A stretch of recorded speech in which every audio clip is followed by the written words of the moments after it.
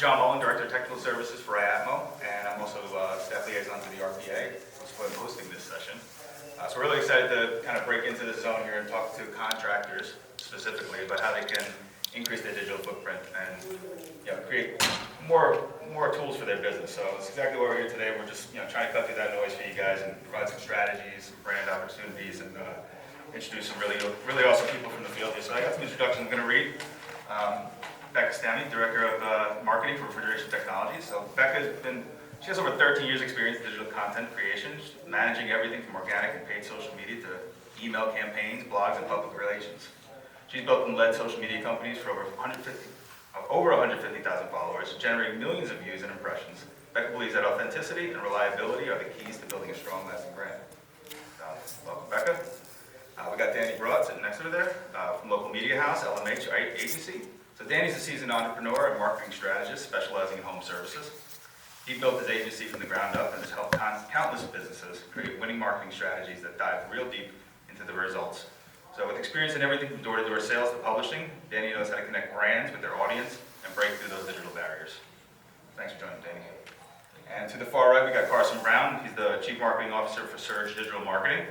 So Carson started his marketing journey from the ground up, literally. He went from handing out business cards from a landscaping company while working at a grocery store to becoming the CMO of a marketing agency and helping dozens of HVAC and plumbing companies and home service businesses dominate their markets. So as one of the owners of Surge Digital Marketing, Carson specializing in helping contractors outshine their competition and secured the lion's share of the calls and clicks for homeowners in need. So welcome our panel here today. Thank you for joining us, guys. You guys, we definitely brought on some experts here to share what we're talking about. So really excited you guys came by. So again, those are the names there, and we're really excited to have them in the room. So we kind of set this thing up like a little bit of a game show today. I'm going to ask a bunch of questions to these guys, and we'll go right across the board from left to right. Just want to have some real open dialogue, get these guys talking. So, and then at the end, if we have other questions, feel free to just chime in and raise your hand at the end, and we'll be happy to answer your questions. Or you can reach out to us afterwards. We'll hang out. All right, so let's get into digital footprint. So for companies looking to start or improve their online engagement, what are the first 3 steps that you would recommend they take to make an impact, immediate impact? Right? And so we'll start with Carson. Good morning, everyone. Thank you for coming here. Really appreciate it.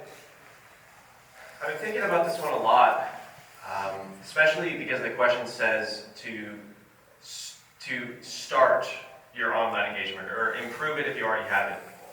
There's 3 things that stand out to me distinctly in this question. There's 3 actionable steps that you can take. The first is to create a Google Business Profile. By a show of hands, who here knows what a Google Business Profile is? Okay, so pretty much the whole room. I'm glad I'm speaking to some experts. The Google Business Profile we've seen is responsible for up to half of the clicks on the Google search. So it's a huge portion. Now, the fact that all of us have this Google Business Profile, the next thing you're going to want to do is generate reviews. So that's step 2. Generating reviews, you can do this in a variety of ways. There's some unique ways that you can generate reviews that I think separates you from your competition. It's hard to get reviews now. Everyone's asking for a review. You go to the grocery store, they want a review. You go to the salon, they want a review. So how do you start to generate reviews? If you're building up a customer list and you're in front of customers at this point, door to door, you can offer something like a raffle, something to get somebody to engage with. All right, I'll write a review because you're offering me a chance to win something that's actually valuable to me outside of this. You can offer a small TV or something that's within the $100 to $200 range, something that's going to be worth their while to opt in. You can also potentially take something off the top for their next service with you. So getting a Google Business Profile, generating reviews. So what do you do after you have created your business profile, you're starting to generate reviews, now you're offering this cool raffle? If you have a social media presence, what better way to, hey, what do I post on social media? It's probably a question we ask ourselves as contractors all the time. You can post about this raffle that you're running. Get people who maybe you're not in front of them to see that you're running this raffle. They write you this review, now they've entered to win. Your business profile is growing. You're putting emphasis on one of the highest click places on the Google search, which again is that Google business profile. And now you're talking about it on your social media page. So those are 3 things that I recommend any contractor do, whether they're just getting started or they already have an established online presence. Great answer, Carson. We're going to turn it over to Becca, who's actually got some similar competition strategies that she's used this week on the floor that were pretty successful. So, Yeah. your feedback on that. Yeah, so I think that, playing off of what we were talking about with social media is like really leaning into your community. And so, from a manufacturer perspective, I reach out to my contractor community and I want to uplift them. I want to do things that, bring them into our booth. That's not just about like, let's talk about some products. Like, no, let's talk about the community. Let's show how we're all having fun. So, here at HR, we just did the Viper Bowl. So, we found a way to utilize our products with our community. So, I'm keeping track of people on Instagram who tag us very regularly, and I reached out to them to say, hey, you want to come play some games at our booth? And I, using them to kind of help promote the event, and we had a huge turnout. The aisleway was so packed, couldn't really even get through. So yeah, I think that really finding your community is so important in creating and evolving your digital space. No, I love that answer. Community is very important. So based on the top of what they've both said, as well as it's important to have your website. Making sure that you have a good website, but not just a website that somebody can go to. A lot of people will go to the website and then from there you see a bunch of stock imagery. Everybody has a 4K camera in their pocket. Take some pictures of your team, take some pictures of your vans or your work trucks, and have actual imagery of your team up there, because it shows the authenticity that they're talking about of your actual team instead of using stock images, because everybody wants to know who's going to be at their house, who they're going to work with. And also when it comes to the Google Business Profile, make sure that you're uploading photos on there on a regular basis. Every single person can take photos with their phone now. Nobody can make the excuse that I don't have a camera, I take crappy photos. Well, guess what? People want authentic photos, which are crappy photos a lot of times. So just take the photos and upload them. As well as you can also upload video now on your Google Business Profile. And that really catches somebody's attention as they're coming through there. So if you create videos you can take just photos if you want to of job sites and put them into CapCut and create a quick 20-second video. Then you can upload that to your Google Business Profile, and the little photos will show up at the top. Some of them will turn into videos if you have videos in there, and that'll actually catch somebody's eye more than just a static photo, because it will stand out against your competition. So those are just a couple things, but focusing on your website, because people come to that and they want to see that they're working with somebody professional. And so that is a huge thing, that when somebody gets to your website, they're looking through it. All right, this is a company I want to work with, because they're really looking at it as a validation point on top of looking at your reviews as well. So those are just a couple things that I would recommend as far as how you can improve. And as far as engagement goes, as a local business, you can go out and engage with customers and comment on customers' Instagrams. You can go on there, you can go on Facebook, you can go on TikTok, and find people that are in your local area. So what I do is I would go to a local store, maybe that people would tag themselves in, or a park or something like that, and just go through. You can like their photos, you can also comment on them and say awesome, things like that. It will just get your brand name out in front of people. I've done that, and it creates a ton of engagement with people, because people are on there to be social. If you're not being social and you're just posting stuff to post stuff and you're expecting people to come to you, that's not really being social. That's like standing in the corner and being like, hey, I'm just going to wait for people over here. Let me just I look cool over here in my own corner. No, if you go out and actually engage with people, then they will engage back with you. And so that's a good way to be able to build your brand, is just being seen in the community that you're in. And so look for different places, different parks, different things like that. I have a roofing company as well, and I will go to different places inside of the DFW Metroplex, and I will literally go comment on people's stuff. Also, realtors is a great person that we work with as far as a roofing company goes. And so I will go to all the realtors and I will go comment on all their new closings and everything that they have. Or I now have somebody that works on doing this for us, but they'll go comment on all the realtors' pages so we can create a relationship with them. And then from there, we'll take it into the DMs, talk to them about our referral program. And I've done the same thing for our agency as well. And I've got customers that get Wet Show next week. I met up with a customer last year at Wet Show that he said, I'm going to Wet Show. I said, so am I, let's meet up and go have a drink. Well, I met up with him and he's been a customer now for a year. And it was all based on Instagram and just messaging him. So, just a couple things that I do as far as getting engagement goes.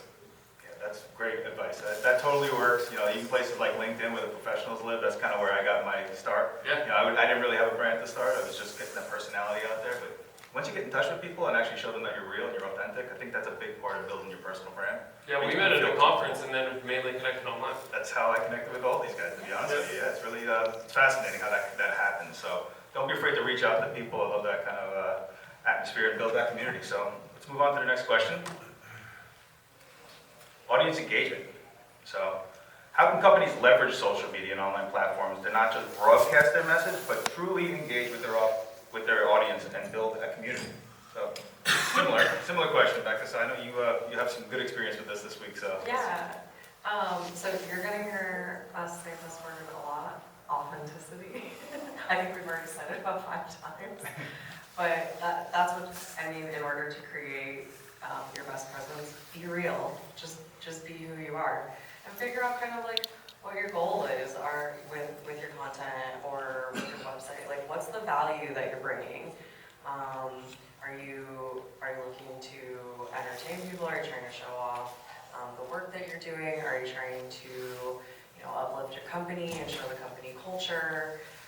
There's so many different aspects that you can take from it, but share your wins, share the hard things that happen, like create things that people can relate to, and yeah, it's scary. I get it. It's scary sometimes to like you were saying, go comment on all these different kinds of content, and I get it. It can be kind of scary to be like, this person doesn't know me, they don't know who I am. I'm just gonna start saying, like, great job, or but don't be afraid.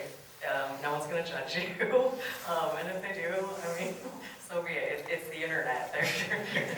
So. They'll forget next Yeah, week. exactly. They'll forget in 5 seconds, basically. So yeah, just share what you think is going to really represent your brand, your image, your company. You can take even just like a conversation that you were having, with a customer, and maybe pull out a couple highlights that maybe you guys were just chatting about, and just keep continuing to build those relationships. yeah, that's great. I know, Danny, you've had some pretty good success building like online groups, right? Like Facebook and things like that, little niche groups that kind of build that community up. Yeah, so building Facebook groups is one way to get a lot of engagement, because I don't know if you guys have noticed when you're on Facebook now, I get notifications about the groups that I'm in more than what's actually on Facebook. And so by building out a group of the niche that you're in, can definitely help. Building out a community one, you can also build one out that's specific like for your community, just depending on what kind of business you do. I know people that have them for contractors in DFW. Well, that's actually ran by a company that has it so that they can see people that are saying, hey, I need a contractor for this, and guess what? They will say, hey, and they'll reach out as the admin, hey, we actually do this. If you want us to give you a quote, we can go ahead and give you a quote. But there's also other contractors, and then they can message as well about it. But they can see all of it because they put that group together. That's one great way. As far as also with your audience and getting engagement, sharing your audience or sharing your team. So one thing that I see is a lot of people are always talking about the service that they offer when it comes to social media. And when you look at what gets the most engagement, it's normally photos of your team. It's going to be team stuff that you're doing and really showing who your company is and who's behind it. And not just, hey, I've got a $49 drain cleaning today, or I've got a HVAC tune-up, and it's like you're constantly selling. It's not a place to sell, it's a place to connect with people, and people connect with people. So showing more of your team, having things where you're introducing your team, and they're learning more about the people that are on your team to be able to get that deeper sense of who's actually behind this company, because it's all people. It's all about the people, and so by sharing that information, you'll see more people engage with it because they're really seeing who truly works at this company as well. And there's so much of that good information to leverage when you get into that group setting. I don't know if anybody follows Plumbing Hacks, but it's like some of the worst plumbing you've ever seen in your life, and it started by a bunch of code guys. You know, the one you talked about was actually owned by a contracting business, so when they reach out and ask you a question or ask a question to the group, it's like you get first dibs, you know? Yep. So, Another thing that I was going to say as far as creating engagement is do stuff wrong. People love to comment about it. oh yeah. You do something wrong, you put something out there, and it's just a complete joke. Jake's sitting here in the audience, and I know one of his team members did that, and he got a customer complaint that called in. It was a complete joke that they put out there. And the customer goes, hey, they installed this wrong, I'm not sure that I would want it. And it's like, that was a joke, is the reason that he put that whole thing out there. And it went all the way to somebody calling into the company about it. Wow. Yeah, I mean, besides everything Danny and Becca had shared, in terms of ways that you can leverage social media, one unique way that kind of blends in the first thing we were talking about with that Google business page is there's reviews on that profile. And I mean, your customers are your lifeblood in this industry. If you can take a screenshot of that review and then upload it to your social media, now that person is like, you're talking about your customer, that you're featured them on your page. And they're the celebrity for a minute because of you. So that's one way to build a lifelong customer, is to put them on your social media if they're okay with, hey, can I share your review on my page? I mean, I would definitely say yes to that. I'm sure a lot of homeowners would as well. That's one way that you can leverage social media to share. I mean, what do I post is a question I'm sure we've all asked ourselves. If you haven't gathered, just be authentic. Post about something that you find interesting. Don't feel like you need to follow a specific agenda or post about the actual work you do. You can also post about the highlights of your business, the customer wins, the customer 5-star reviews that they just left you. Yeah, I hear that all the time, like people who post a lot of their work photos and things like that, they're like, oh, I can't go off brand, I can't change, I can't post a picture of my dog or my family. It's like, you can. It's actually, you get more engagement just being real, people seeing your life, building that trust. So I think those are great ways to leverage social media. I appreciate you guys' opinion on that one. So. Yeah. I always follow the 80-20 rule on a platform like Facebook. I would say 80% of your posts should be about like you and your life and what you find interesting, and then 20% you can pepper in there about your business. That's a really good rule of thumb, is the 80-20 rule. 80%, what is social media all about? 20%, all right, let me like showcase a cool new job I just did and the great work that we do. Pareto principle, so appreciate that 80-20. Let's move on to storytelling power. We've all heard about storytelling. It's very common. It's actually one of the easiest ways to get into social media, is just telling a story of a past project, a success, a failure. But it's a powerful tool for businesses. So how can it be effectively used in communicating complex ideas and services? So we'll start with Danny. So storytelling is definitely one of the easiest ways. I'm sure that most people have probably heard this, but stories sell, or facts tell, stories sell. So being able to take something that has happened at one person's customer's house, turning it into a story that you can use online is another way that people are going to engage with you as well, because it's something that people can relate to. So being able to break something down, a lot of times, this is a full sales thing, but it's feel, felt, found. How many people are familiar with that? So it's something from sales, and it's like, hey, I totally understand how you feel. Your neighbor felt the same way until they found out. Well, you can take that and turn that into a story as well. And talk about, hey, this is the way that they felt, and they found this out, and so that's how we were able to help them with this situation. And so now you'll probably notice that a lot of salespeople will come up to you and they'll be like, oh, I totally understand how you feel Actually, your neighbor Bob down the street, he felt the same way until he found out that we're able to save him $1,500 on his new HVAC unit. It's a straight up sales tactic. But you can use that to also tell stories about the way that a customer felt prior to somebody coming in their house or somebody coming to their business. And based off of that, they were able to get this outcome. And telling those stories will be able to help people to see different things that are happening and the ways that you can help them out. I've never heard that one. I love that. Feel, found, felt. That's Feel, great. felt, found. Feel, felt, found. Fantastic. Tongue twister. It's early. Yeah, so, I mean, the story is so important.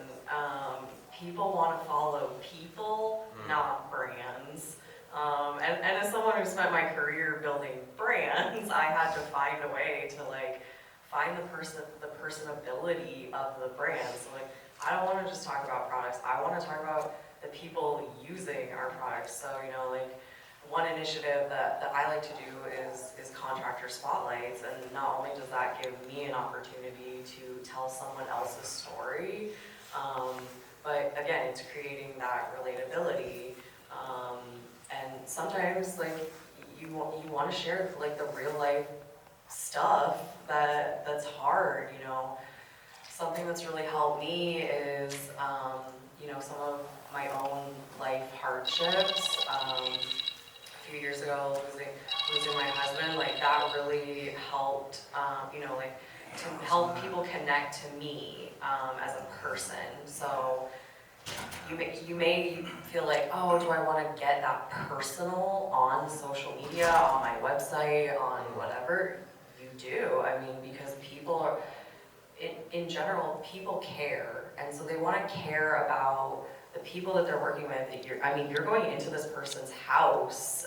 That's their safe space, and so they want to make sure that they're feeling comfortable with you. So how can you create comfortability and relatability? And that's by telling who you are, and you know, whether you want to, you know, share funny moments from your life, whether you want to share hardships. That story is what creates the reason that people want to hire you, and the reason that people will continue to promote you to their friends, to their neighbors, because they're like, you know, like this guy was in my house for 4 or 5 hours, and we chatted about our dogs and whatnot. So just lean into like what makes you you. Do you like to chat with them? Do you like to go camping? Like find your hobbies, that kind of stuff, and share that, because it's going to bring people to you, because they're like, oh, I could hang out with that person. I want to hang out with them. I want them working on my property. Yeah, thank you for sharing that, Becca. It's definitely true how just being that authentic, that word that you've been hammering in, it really has an effect that builds the trust with the customer, or the lead at this point. I mean, think of it, you start posting on your social media at this point about who you are, what are you interested in. It's excluded from the service that you offer, and next thing you know, when the customer, or let's just say a lead at this point, sees you on Facebook, and they see how real you are, when they call you and you show up, it's this cool interaction where they feel like they know you. I've heard Danny say, people on online, they feel like they know me just because of how active I am on this online presence. And that's what you're doing with this. So there's a true purpose to this social media, and it does tell a story, whether it's just a simple post. I also think this is just a different take on the question, but effectively utilizing storytelling to convey complex ideas. A lot of us in this room may have a good, better, best system when they're selling product, potentially a whole unit. Give a story of why a customer went with the best system. They said, hey, tell the story of, well, John, he was interested in the good system and the best system, and he went with the best system, and now 10 years later, his system is still running as effectively as it was the day he got it. Some sort of a complex idea or a high ticket product, why is that worth the sale? Having a story behind that, I think, can really move the needle. We have stories that we sell. Anyone in this room heard of SEO, search engine optimization? Okay, yeah, we probably get hit with it all the time. A really simple way that you can convey SEO is, imagine if you were a librarian and you had a student who was looking to find a book on lions. They go to the library and the librarian brings up a book, book A, and this book is written for kindergartners. I mean, it has the basic stuff that you would want about lions. This kid's in 10th grade, so we need something a little bit more complex. The next book that the librarian brings you is, it's an encyclopedia about all things in the animal kingdom. It has lions, it has giraffes, it has zebras. It's not exactly what this kid's looking for. He wants a book that's specifically about lions. So the third book that they bring is this really well-written, start-to-finish book, all about lions. You hand them this book, it's exactly what they were looking for. So in this analogy, the librarian is essentially Google, and the kid is the searcher. So when you do SEO properly, you're trying to create your website as that perfect embodiment of what you guys do in your area, so that when Google has this consumer who's Googling for HVAC system in Orlando, your website appears as this expertly designed site that answers the questions that they're looking for. That's what SEO is in a nutshell, and that's the power of storytelling when it comes to conveying a complex idea. Yeah, getting outside of just the work side of things and just sharing what you like can really actually increase how many likes. With the algorithms changing the way that they are today, there'll be certain things, somebody will be crossing, they like to look at dogs all day long, like you said, like you use lions as an example. They'll start to happen. You'll start to see ads dedicated specifically to people who like dogs, just because they spent more than a second glancing at it, because that data is so valuable. But telling those stories and just being realistic all over the place is it's free PR. Let's be honest. I mean, we all have made friends online at this point. Many of us, and this whole group I found online. I mean, that's kind of the beauty of it. And you trust these people. You meet them. They get to know about your lives. They tell their stories. They share their real life stories with us. And again, they talk about you the right way in the right rooms. And I think that's a big part of it, is building up that trust. So thank you guys for those really honest answers. So let's keep on moving, and we'll get into audio video. So this is a fun one. Video content's king in today's digital world. So what are some top tips for creating engaging video content that not only entertains the audience, but helps make the sale? Stuff like that. So going back to what's the value of this post? Why would someone want to look at this? There's so much content out there. So you kind of have to think about, if I wouldn't want to watch this, would anyone else want to watch this? And then, really have a bit of a plan and be consistent. And when I say consistent, it does not mean you have to post every single day. You don't have to be editing every single day. You don't have to learn how to do crazy motion graphics and all this production. Like Danny was saying before, we all have one of these. You can literally just take a quick, 5-second video of, this is before, this is after, and that's just, think about it from, why is this entertaining? Am I trying to teach someone? Am I trying to just show off my work? Am I wanting to tell the story of this customer? There's just so many different aspects that you can take from content and from video. Becky, you guys at your office, you guys do a lot of really funny stuff. I think what sets you guys apart is you guys are a little bit on edge. Yes. You guys are edgy, and that's kind of cool. It hits a certain crowd. Yeah. So if you have the ability to push the boundaries, be a little edgy.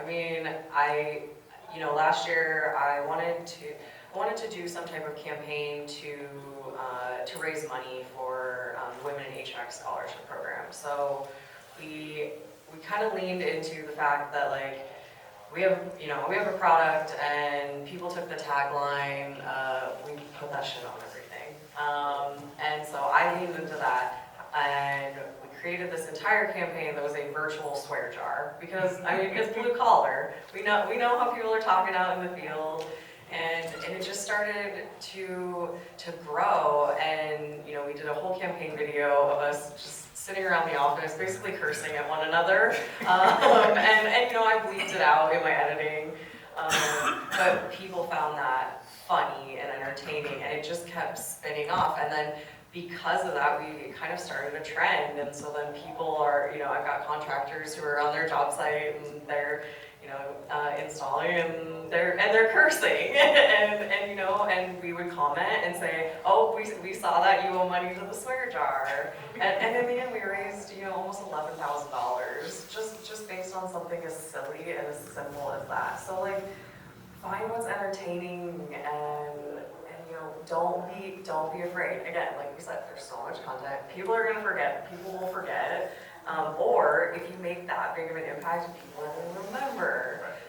And then they're gonna want to continue to evolve that. I mean, TikTok is basically nonstop copying of someone did this one idea, but how can I spin that idea to suit my brand, my personality?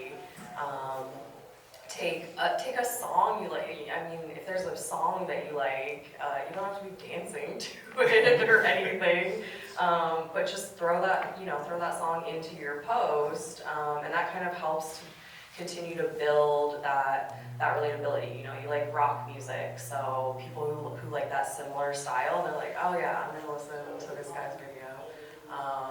You know, there's other contractors who they lean into, you know, like they do funny voiceovers and things like that.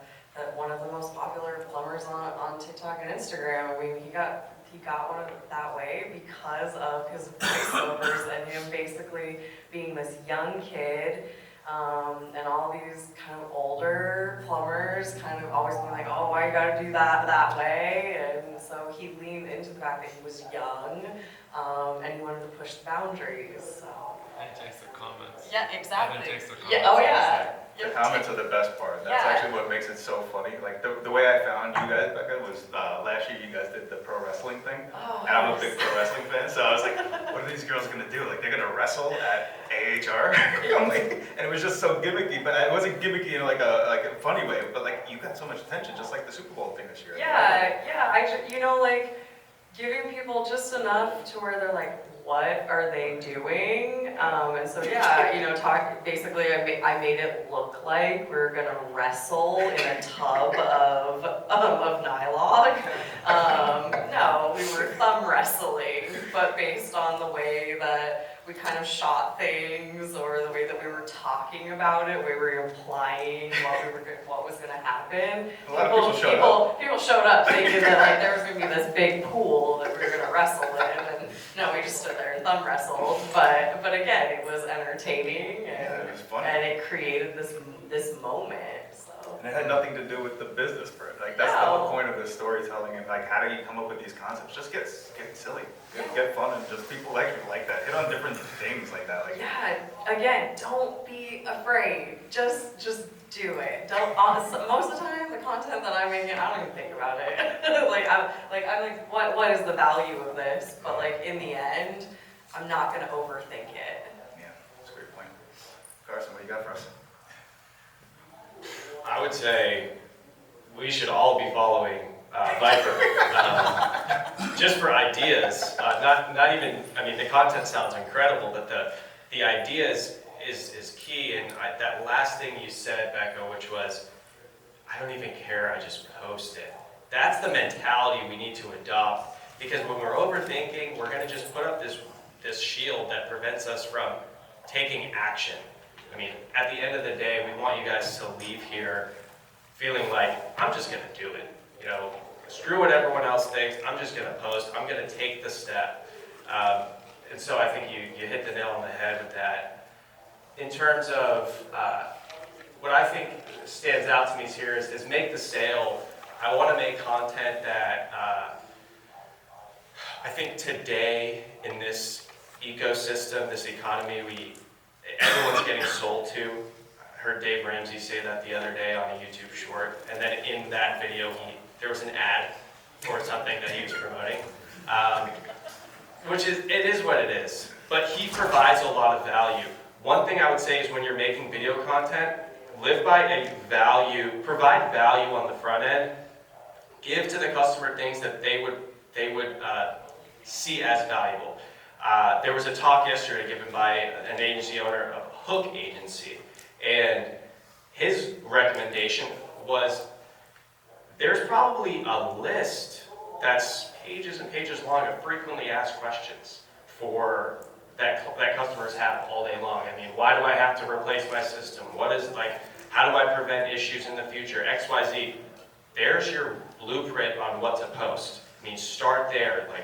Answer the questions that people are asking, and you'll have an endless amounts of content to post.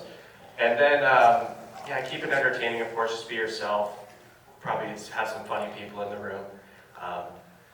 Lastly, call to actions, right? Don't forget to throw in there, and we're your local XYZ company. We're here for you when you need to. Not every post, but don't shy away from at least call to action. Hey, we're doing a free thing or a special in the summer. You can kind of throw that into the back end of your content and bring it all full circle. Over to you, Danny. So people want to work with people who they like, know, and trust.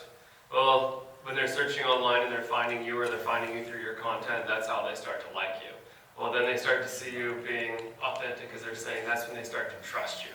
And so just being out there and having fun with it, like they're saying, they both said a ton of great stuff. As far as what you can create, just get out there and post, and don't worry about it. People are going to forget what you posted anyways.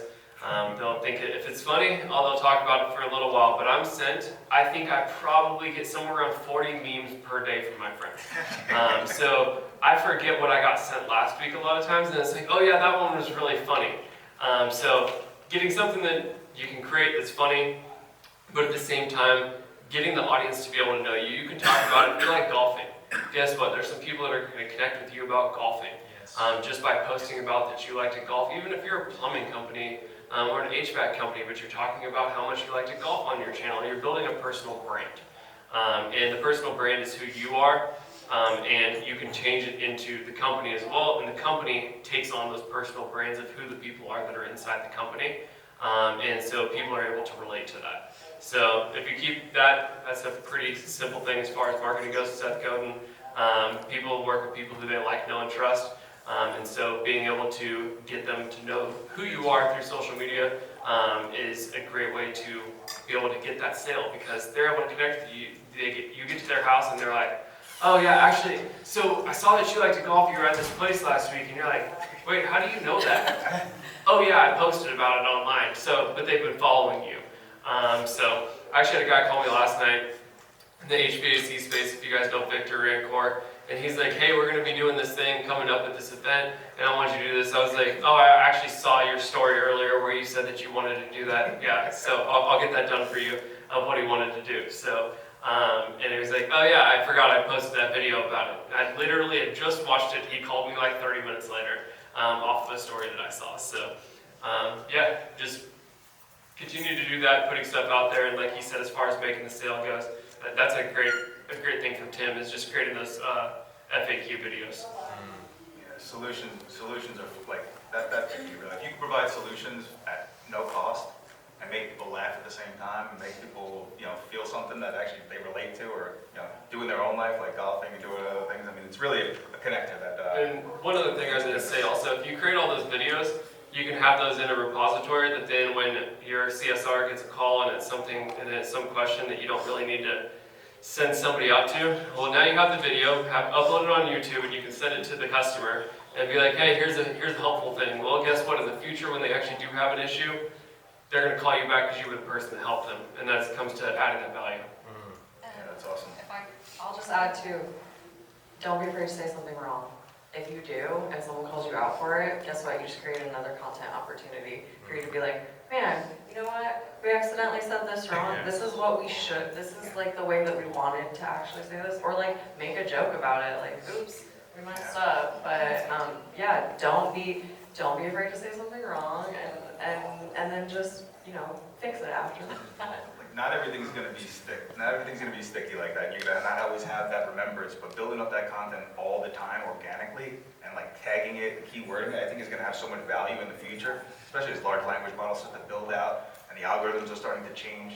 Those old posts will continue to repost. They will come up for certain people, like I mentioned before, about somebody who likes the dogs. You know, if you have a post about dogs and they're also looking for a plumber, but you're a plumbing company who's got a post about dogs, you know, there's opportunities right there to exploit those algorithms. And I think the more we create, the more we have those opportunities to actually get out in front of people. So that's really cool stuff. Everyone pretty much likes animals. Yeah, it's a I good mean, one. you could literally do a post like once a week that's like, here's so-and-so's cat, here's so-and-so's dog, and people will love it. It's funny, that's actually how I got started in digital marketing. My dog, she has a handle, you can follow her, Annie Doodle Doo, and she actually was, she was getting paid by Chewy and Amazon as an affiliate marketer. And it was her way of paying me back for her food. But it was fun for me because I was able to kind of play with these ideas and start to figure out how to work with, you know, other businesses and collaborate and tag and find people that, you know, again, just are looking for those certain types of things to laugh, to, you know, find something cute. It helps, you know, it helps big time. So audio, video, just keep creating. You'll have that that catalog that lasts a long time. The internet, you know, the internet holds on to these things for a long, long time. So, you know, it's fun stuff. All right, let's move on to some tools of the trade. So, can each of you share one tool, app, or platform that you believe is underutilized in our industry for digital marketing and storytelling? There's so many out there right now, so it's overwhelming. I think people need like you know, something they can go to their phone right now and download or buy. So one thing that I can think of so many different tools, but as far as the different tools that some people are not using right now, is going to be a ride-along tool. If you guys haven't heard of Zero, Zero is a ride-along app that you can have on your phone, you can have it on the iPad, and then it can record every single interaction while your team is inside of a house, inside of a business, and it also takes in your script. So if you have a script and something that you want them to hit, you want them to hit on the warranty every single time, you want to make sure that they're getting, asking for reviews, you can have all of that programmed in there so you can see how much on script they are. It also talks about speaker share. What's the speaker share? Is it 60% the customer and 50% and 40% your team? Or is your guy talking 75% of the time, which we know is not going to make a sale because they're talking too much? There's also things like this, which is Applaud, that I have on my wrist. This is an AI note taker. So I can have this inside of a conversation and it's taking down the entire conversation. I put in the two speakers' names. From there, it gives me a whole actionable item list on what the actions were based on that. It also creates a mind map, and then it has a transcription of it with the recording as well. So I have that all in an app right here. All I have to do is just tap on it once, and then it'll start recording. And he has one that's on the back of I've his got mine phone. going right now, so you guys will see when we post this to YouTube. I'll share the link to the Plod, which will give a full breakdown of all these guys' insights today. And you'll see it's a link that provides that mind map. It's PLAUD. Yeah, it's really Is this interesting. thing? app. Yep. How do you spell the app, the ride-along app? Zero, SIRO. And it's fully integrated with Service Titan now, our own Service Titan. So it's called Sales Pro on Service Titan now. They just launched it at Pantheon last year. Zero had partnered with Service Titan to launch Sales Pro. So you can get that inside of Service Titan as well. Yep. What's the name of that AI? Plod, it's PLAUD. Again, Order it on Amazon. Don't go directly through their website, otherwise you're going to wait 9 days for shipping from China. We'll put links to all So- these tools in the show notes as well. So. Yeah, so those are just a couple things that I would say that are underutilized as far as tools for digital marketing, but also for digital marketing and storytelling. I'm trying to think of tools that CapCut. Use CapCut, it's so easy. Use Edit. Instagram just came out with a new one. I guess you can't download CapCut unless you already had it. So there's a bunch of editing tools out there that you can use for storytelling, and they have templates that make it really easy. Yeah, that's what I was gonna say, is find a video editor that works for you. You can use the ones that are in the app. I mean, a lot of people utilize the TikTok editor. CapCut would be my go-to. But I never got it. that's the thing, is like, right now, I mean, we want to suggest TikTok and CapCut, but, you know, due to some regulation stuff, you can't get it right now if you don't already have it. So find one that works for you. There's a million editor apps, and take an hour and just learn the basics of it. So I think that's a real, like, tangible one. Something that's not quite as tangible, I think, is a tool that we should be using, is our own imagination. I mean, when we were kids, you know, we used to think of all these fun ideas and things like that. Tap back into that. It's still in there. A lot of people tell me, oh, I'm not creative. How am I going to do this? I'm like, you are. It's in there. You just kind of have to dig a little deeper. And so just figure out what works for you. Don't get overwhelmed by it. When you look at video editor in the App Store, there's going to be so many to choose from. Kind of poke through a few of them and maybe try out a few and just be like, okay, I really like the functionality of this one. Or, you know, if you don't want to work on your phone and you want to do it on a computer, find, you know, like I like Adobe Rush, because that's a really easy video editor to use. Yeah, Adobe's got a bunch of great products out there. There are so many of them out there, but I like how you mentioned keeping on the native ones. I mean, like, everybody uses Instagram. What's cool about Instagram is you can syndicate it to all the other platforms now, Threads and Facebook. And you do it in one place, you know, it kind of gets out there really quickly, and by doing a lot less, so. I talk a lot on AI tools, and use ChatGPT if you're having a hard time coming up with ideas. Hey ChatGPT, can you give me 30 ideas that would be funny videos for a plumbing company to make or for an HVAC company to make?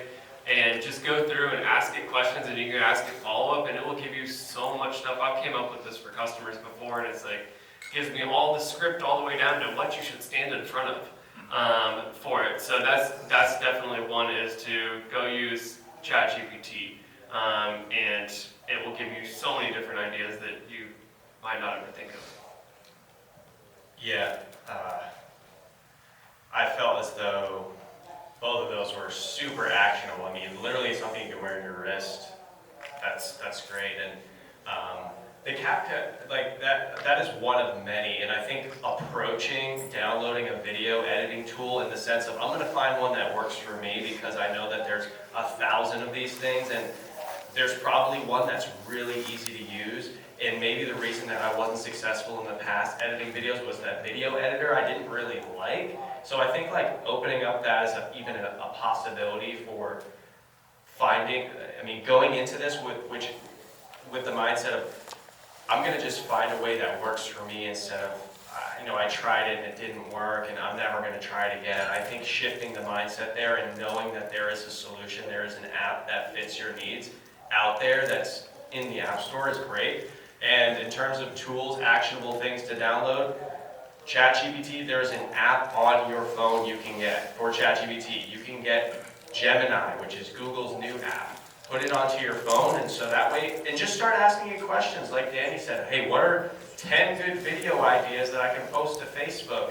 I mean, among all of this, I mean, the little helper in our phone is great, and now you can sort of, I know John has done this, sort of made like a AI version of himself that he can ask questions and it will respond in the way that he would respond. I mean, the technology is nuts that we have in our pockets. So yeah, I would say download those apps on your phone. Like, just get it onto your phone and be like, oh yeah, I forgot I downloaded that. That's what I would do. Also, it's baked into so many new phones today. I run stock Android Google Pixel phones, and there's Gemini built right into it. The new Google Photos is amazing. There's a photo editor built into it. Yeah. So you can ask all those questions right from the one photo app. Yeah. You can look for old posts that you made that were successful. But again, like, building up that catalog is really important. Putting it into a large language model and utilizing that stuff is also really key. I've had great success actually doing some of those things, throwing some of my photos, throwing some of my content, my writing. And that's really, you know, where it kind of can spit out things that are more authentic to you. And you might have sometimes you're not in that flow state and you can't come up with an idea, but, you know, tap into the things you've already done. So I think that's really important. So there's so many tools out there. You can overthink it, keep it simple. I know Carson and I, we've tried recording podcasts in my studio at home, and when we were just kind of left behind the years with the thing, and I had a whole bunch of equipment and wires everywhere. We get done with the podcast and they're like, oh, we didn't have the audio. Or like, And this is just trial and error. Like, you have to play with this stuff and find what works for you. Now I've got a really simple rig, and I'm like, it just plugs into here and I can go. Yeah. And it took me almost a year to actually figure that out. Like, now you can carry around a little podcasting rig that's way more comfortable for you. And, you know, those types of things are just simplifying them. So, really great insight here, guys. This is awesome. Can I add one more thing? Yeah, absolutely. I was just gonna say, so, you know, when you're practicing and like learning how to do some of this editing stuff, you don't have to post that directly to your business page. Post on your personal account just so that you can like get comfortable doing it. And then when you feel like you're ready, I mean, granted, you should just do it anyway, as we said. But start practicing, or just edit things that you're never gonna post, so that you're kind of getting that muscle memory of how to use these apps. And when it comes to the actual like content writing piece of thing, yes, use AI, but don't just copy and paste it. Do change the tone to make it sound like a real person, because nowadays anyone can pretty much read something and go, that came from ChatGPT. That sounds like a robot. So make it sound like a human, make it sound like, you know, change out words that you would actually use. Yeah, make it sound authentic for sure. When it comes to the video editing software too, somebody's had the issue that you had. Go to YouTube. They're going to tell you how to do what you're trying to, or Reddit, and somebody's going to tell you exactly what you're trying to do, so you can do it quickly instead of just sitting there and fumbling through it yourself. And an hour later, you're like, I haven't been able to get this done. I can't figure out how to do this thing. And just go find it. It's on the internet. Yeah, there's a lot of good content out there for free, so tap into all those tools that everybody mentioned here today. But let's get into finding the trends. So this is again kind of on the same topic here, is finding those key things. So looking ahead, what emerging trends in the plumbing and mechanical industry should companies be aware of to stay ahead? So this is plumbing and mechanical specific. We're at AHR. Hopefully you got a lot of contractors in the room. What can they do? Let's start with Carson. I would say, I heard this from, I think it was you, Danny, that projections are saying that Google, please bear with me. Before I say this is not 100% gospel, 100% true. But there's a study that says Google will lose 25% of its searches with the emergence of AI. So I think because of that, emerging trends, I mean, we're in this room to stay connected, keep our businesses online. This isn't down to like, you know, the actual physical HVAC plumbing side, it's more on the online side. But, you know, our website and our online efforts, keeping tabs on AI, start to sort of look into how AI is becoming utilized as a search engine, especially in the customer setting. And when does the customer, what are customers looking for on AI? Is it pertaining to your business, and am I showing up? I think staying ahead of the game in terms of this is sort of it's still early to stay on top of the times, but just be aware of, hey, how many people are making searches on AI these days? Am I showing up on these AI searches? That's what comes to mind immediately. I'll pass it off now, maybe something will come back to me. So I've heard that SEO is starting to modify itself, and it's not going to be search engine optimization anymore. It's going to be large language model optimization. And this is because of these searches. You have a different title for it because it's still such an emerging thing. I mean, it's really changing right in front of us in real time. The search engines of the past aren't going to be used the same way. Carson's got a ton of experience with SEO, and I'm hoping it's going to translate to the new model. So maybe Danny, you can fill us in. I was just going to say, based on what he was talking about, it's a Gartner study. So Gartner had a study that 25% of Google's search share by the end of 2026 is going to go down. If you don't know right now, Google, the DOJ is going after Google as a monopoly as well. They're trying to make them sell off Chrome.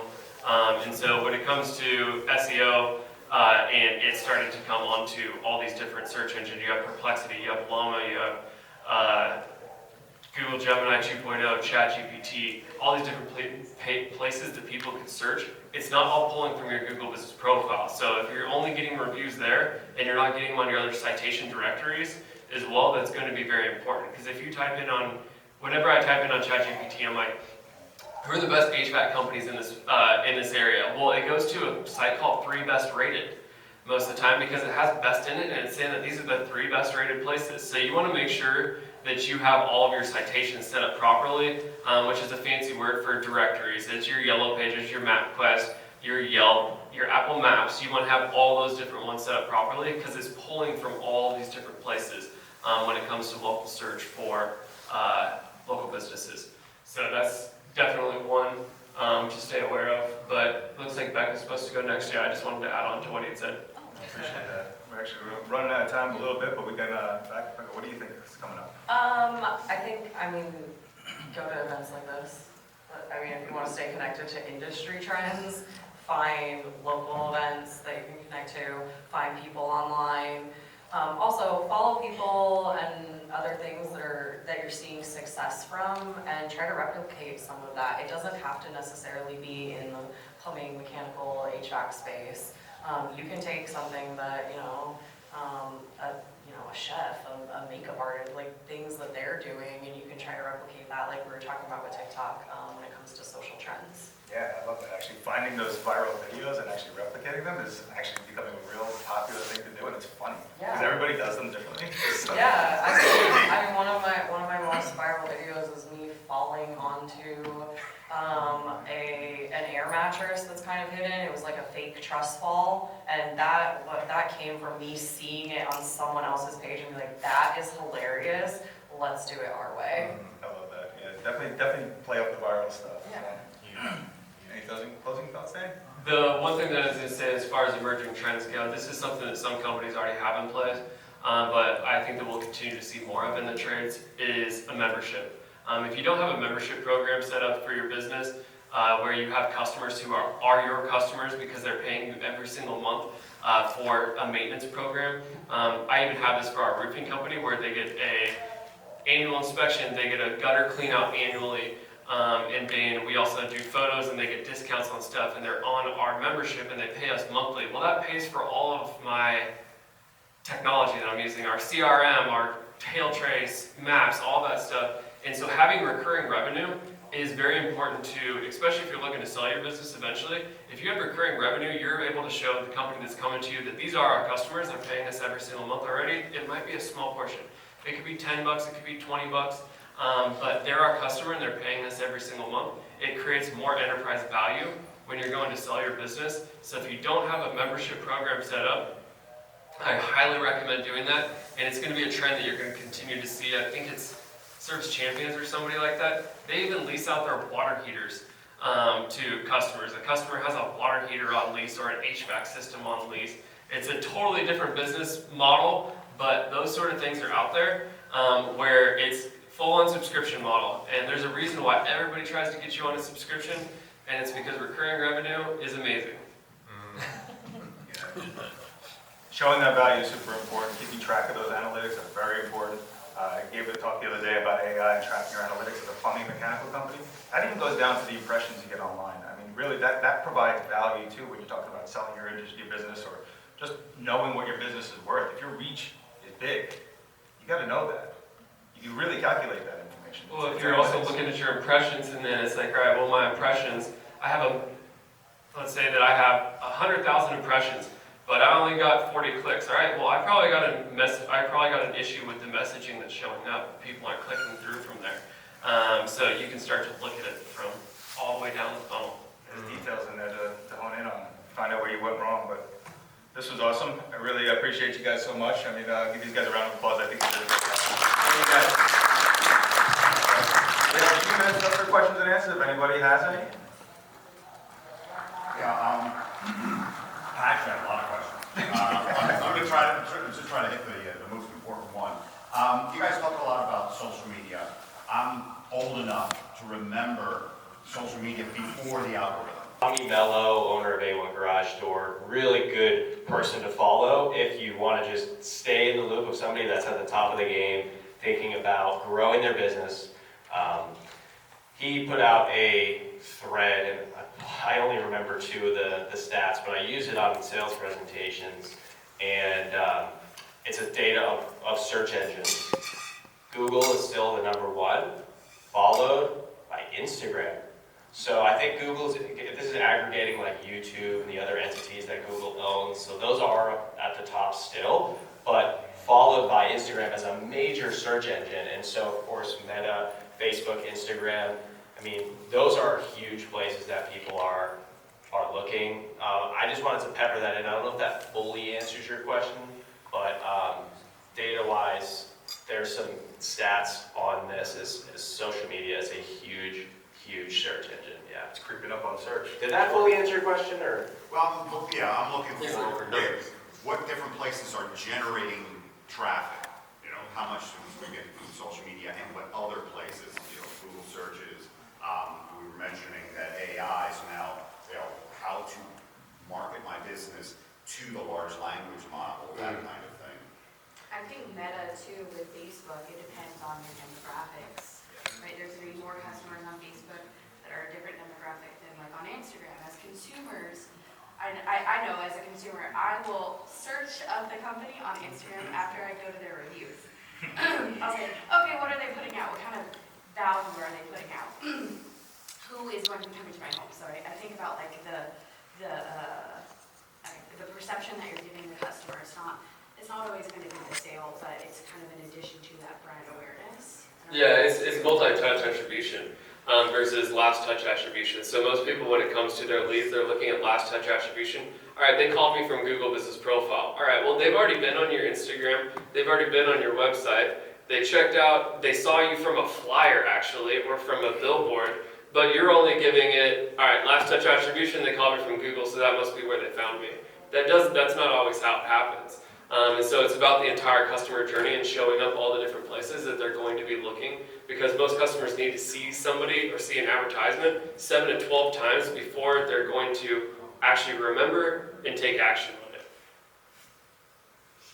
Yeah, and I think, historically, it's been the sales funnel, and everything starts at the top and goes down. It's not that way anymore. It's a circle. They can come in from any direction, whether that be Google, which, yes, the data shows that people are coming mostly from Google, but with social media being there, there's so many social media sites, and so they could, you're going to hit them from these different platforms. So you can put your effort into Instagram, TikTok. I mean, there's more of them popping up every day. Now you've got Blue Sky, you've got all these other ones. So you can try to jump on these newer platforms early too, and try to create your presence there, because there's just another touch point that they may be hitting. But yeah, the majority of people they're stalking you on social media. Yeah, get on all those, especially the ones that syndicate.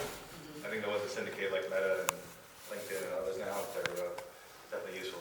In the back? You have like an all-in-one tool that will put one video to 20, 30, 100 different platforms. There used to be one a while ago, and it's dismantled, years ago, We use Heyorka, but that's more of an agency style one where you can have multiple different ones. You might have one like Hootsuite, Oh, yeah. Hootsuite is a good one. Yep, I was gonna say, yep, so for our brand, I use Hootsuite. There's so many social management platforms. So again, it goes back to kind of what we were talking about with the apps. Figure out the one that works for you. There's some that are gonna be, some cost like $30,000 a year, and that's like a full-blown package. But then you've got ones like Hootsuite, a couple thousand. So again, it's an investment that you need to make, but don't be afraid to test them out. All of these social management platforms will give you a trial, whether it's a week, a month. So use it for a few days, post to all your different platforms, and I like those management platforms, because then I'm not like jumping between all the apps on my phone. So yeah, again, streamline it, make it as easy and as painless as possible for yourself. You can also schedule. Oh yeah. So Instagram has released scheduling. I think I read that like LinkedIn is. LinkedIn, I use it all the time. Yeah, Scheduling, set up your scheduling. week's worth of posts. Well, with LinkedIn, I don't know if you guys have been on there much lately. It looks just like Instagram or TikTok now. You just scroll through video after video, and I forget what app I'm in now, because it is going the same way. And Twitter or X is going to go the same way as well. It's all going towards video.